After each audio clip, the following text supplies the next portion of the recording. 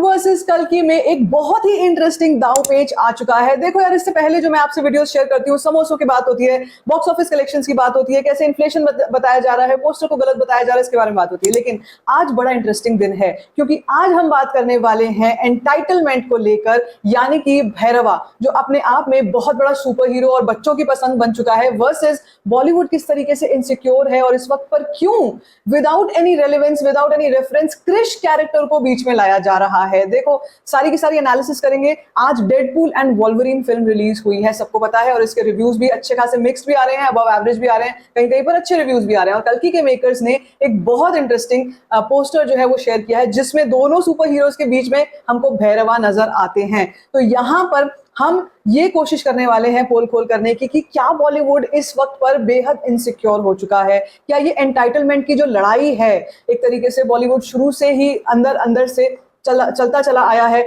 या फिर हम लोग ये भी एक्सप्लोर करने वाले हैं कि आने वाले समय में जिस तरीके के क्रेडिबिलिटी इश्यूज आने वाले हैं बॉलीवुड को लेकर के, उसमें क्या बड़े लूप होल्स आ सकते हैं। सब कुछ बताती हूँ आपको इस वीडियो में। वीडियो को अंत तक जरूर देखो, चैनल को करो सब्सक्राइब। सबसे पहले बात करते हैं अबाउट टुडेज रिलीज। आज जो फिल्म रिलीज हुई है, मार्वल सीरीज के दो बड़े कैरेक्टर्स डेडपूल एंड वॉल्वरिन, ये जो फिल्म आ रही थी, ये फिल्म का पहले ही बहुत चर्चा थी, लोग पहले से ही काफी एक्साइटेड थे, और आज फिल्म रिलीज हो चुकी है। अब देखो, आज कल्कि के मेकर्स ने ना ये जो इंटरेस्टिंग पोस्टर शेयर किया है, इसमें हमारे को दिखाई देता है the vision of these guys. मतलब मैं आपसे पहले भी कहती आई हूँ कि जब भी हम तेलुगु फिल्म इंडस्ट्री की बात करेंगे या हम साउथ इंडस्ट्री की बात करेंगे, तो हम बात करेंगे about the vision, about their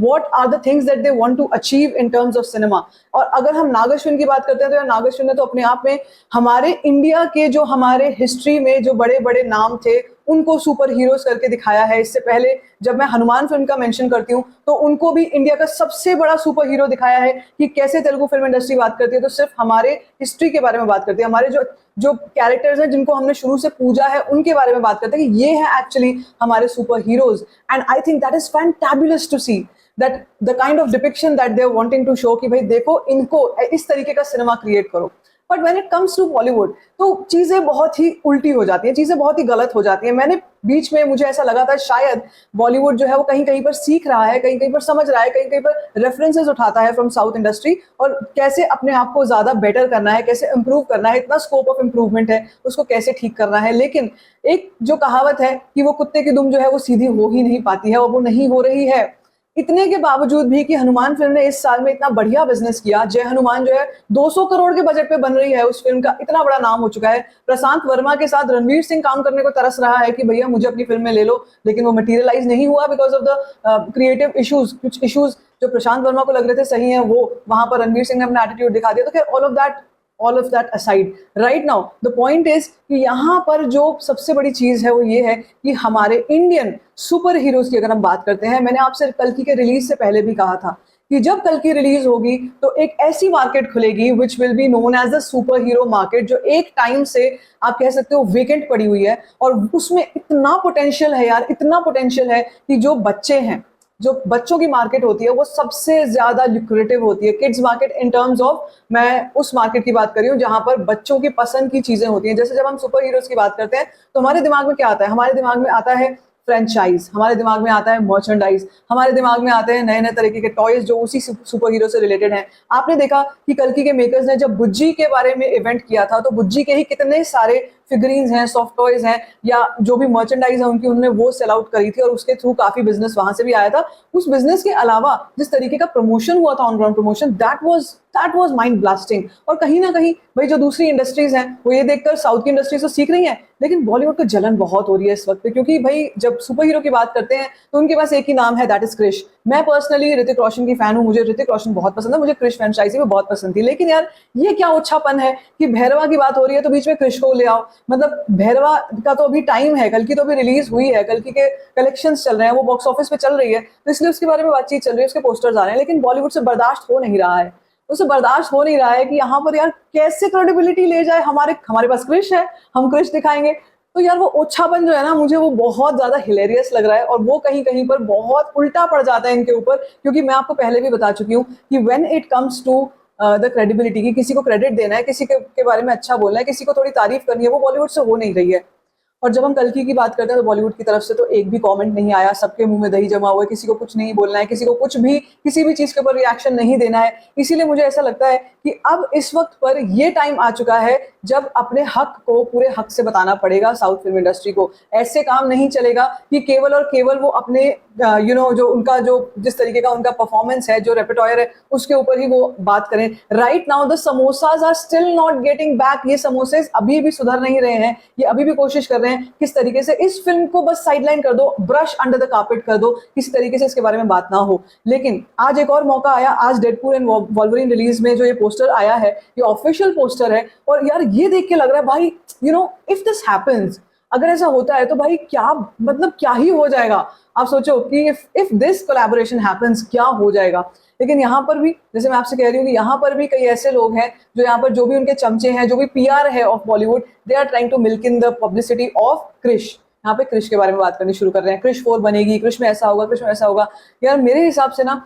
इससे ज्यादा दिमाग उनको इस चीज पर लगाना चाहिए कि उसकी कहानी क्या होगी। आपको होता है अभी से कुछ ही देर पहले मैंने एक इंटरव्यू देखा, वो बहुत पुराना इंटरव्यू है, जिसमें एक प्रोड्यूसर बात कर रहा है बॉलीवुड का, और वो ये बात कर रहा है कि मैं किसी एक्टर पर 100 रुपया तब लगाऊंगा जब मुझे पता होगा कि 105 रुपये मुझे वो रिटर्न में देगा। जिसके ऊपर मेरा सिर्फ एक रिएक्शन था, भाई इतना दिमाग तुम स्टोरी में लगा लो, इतना दिमाग तुम फिल्म की कहानी पे लगा लो, उसकी शूटिंग पे लगा लो, उसके सेट्स पे लगा लो, तो अपने आप रिटर्न आएगा यार। ऑडियंस कोई पागल थोड़ी बैठी है, लोग बैठे हुए हैं लिटरली कि अच्छा कंटेंट दिखा दो तो हम देखेंगे। और यही कल्कि ने सीख दी है सबको, कल्कि के रिलीज ने सबको ये बताया है, पूरी इंडस्ट्री को ये बताया है that if the content is good there will be no north versus south। ऐसा कुछ नहीं रहेगा, नॉर्थ की ऑडियंस भी आगे से आके सपोर्ट कर रही है, तो भाई तुम यहाँ पर क्यों मतलब इस तरीके का सोच के बैठे हो कि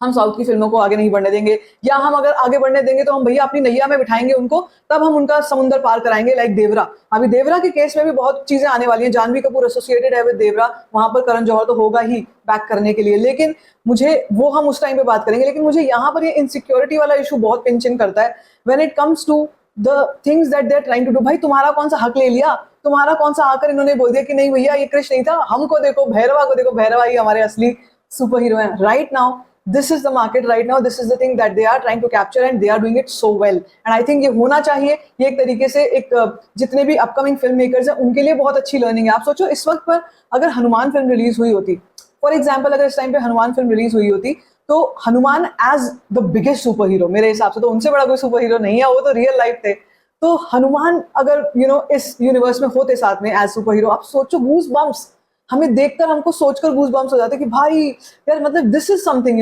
this as an audience I want to see. मुझे देखना है ऐसा कंटेंट जिसमें ऐसा अमेलगमेशन हो। यहाँ पर शुरू से ही जो साउथ की इंडस्ट्री है ना, वो हॉलीवुड के साथ अगर अपना नाम रखते हैं, वो कभी खुद को टॉलीवुड नहीं बोलते हैं, वो तेलुगु फिल्म इंडस्ट्री TFI बोलते हैं, या कन्नड़ा फिल्म इंडस्ट्री KFI बोलते हैं। ये जो वुड वुड वुड लगाया है पहले बॉलीवुड ने लगाया, उनकी देखा देखी चलो ठीक है,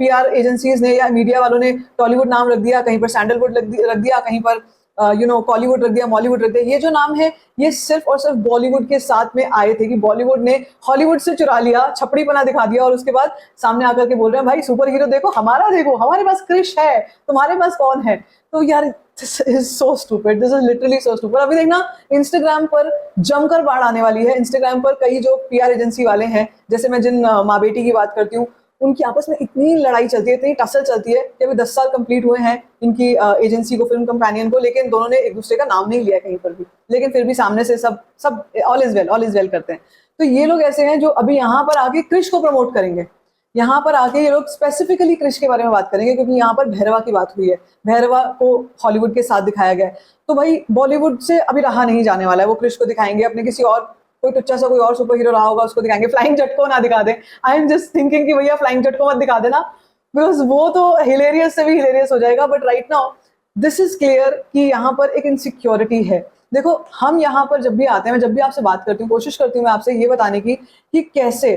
अच्छे कंटेंट को दबाने की कोशिश की जाती है, और ये आज से नहीं है, ये कई सालों से, कई दशकों से चला आ रहा है। इसीलिए इसके ऊपर समवेयर आई फील कि इसके ऊपर काम करना, इसके ऊपर बोलना जरूरी हो जाता है, क्योंकि जब हम नहीं बोलते हैं द अदर पीपल थिंक कि भैया इनकी तो कोई दिमाग नहीं है, ये लोग इंडियन ऑडियंस है, इंडियन ऑडियंस को कुछ भी दे दो, बैड न्यूज दे दो, किल दे दो, ऐसी फिल्में दे दो जो आराम से बैठ के देखेंगे, और तो और OTT पे तो और भी गंदा कंटेंट है देखने के लिए, वो सब देखो, तुम ये सब में दिमाग मत लगाओ कि जो TFI है या जो साउथ फिल्म इंडस्ट्री है वो किस तरीके का अच्छा कंटेंट हमारे सामने रखती है। So all in all I am really happy with this poster that has come from कल्कि मेकर्स। अभी कल्कि का आज 1 महीना पूरा कंप्लीट हुआ है और कल से एक और वीकेंड स्टार्ट होने जा रहा है। अब मैं आपको एक चीज और बताऊं, यहाँ पे हम थोड़ी सी और एनालिसिस वाली वीडियोस के बारे में और बात करने वाले हैं, जो बॉलीवुड शुरू से करता चला आया है, या फिर यहाँ के जो एक्टर्स हैं, यहाँ के जो डायरेक्टर्स हैं, जिस तरीके का माफिया वुड बना के रखा हुआ है ना, इसके ऊपर मुझे और चर्चा करनी है। तो अगर आपको और वीडियोस वो देखने हैं, let me know in the comment section. मैं कम्युनिटी पोस्ट पर भी पोस्ट डालने वाली हूँ इससे रिलेटेड, उसके ऊपर अपनी राय जरूर देना and keep supporting these kind of videos. बाकी if you like this video, give it a thumbs up, don't forget to share it and